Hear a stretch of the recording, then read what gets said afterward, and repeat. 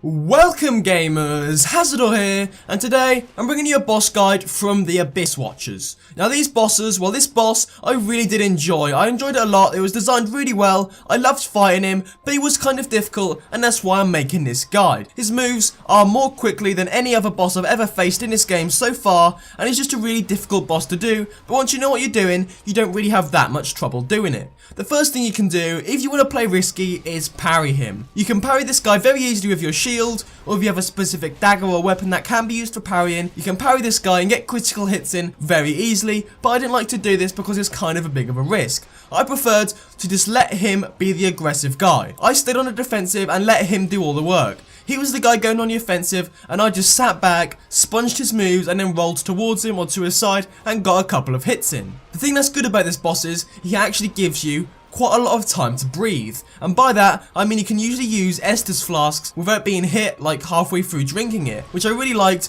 because we had a chance to heal, to sort of get back, take a breath and then go at him again. One of the things he does, which is quite annoying though, is sort of spawns other Abyss Watchers near him, and then it kind of becomes a sort of double trouble situation where you don't know which one to go for. But to be honest, a lot of the time, I don't know if this is like a bug or if this is supposed to happen, but a lot of the time they're starting to attack each other, so you can just sit back and watch them take each other's health down, and yeah, you can trigger the second stage of the boss fight. Pretty simple as that. Sit back, watch them hit each other, go in, get a few hits yourself if you want, but then it goes to the second phase. Once you kill him, he sort of absorbs the health of other people. I skipped that cutscene just to save some time, but it becomes much harder now. His weapon becomes infused with fire. He sort of does the same hit patterns, but he's just a bit harder, does a lot more damage, and is a bit more aggressive. You haven't got time to use your Estus flasks this time. He plays really aggressive and just goes all out to kill you, but still, use the same tactic. Roll about, roll towards him, or roll away if you're sort of playing defensive or you don't have as much health.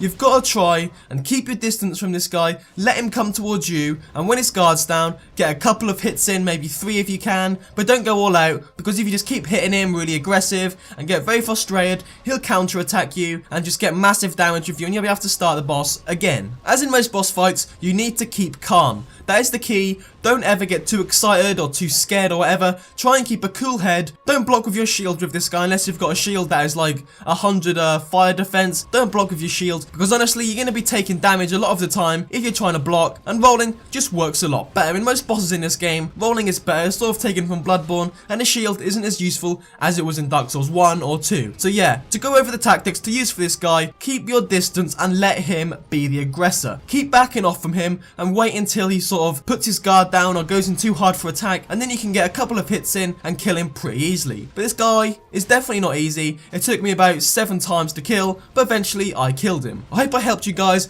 and let's move on to the next boss. But anyway guys, thank you for watching. Like, comment and subscribe for more.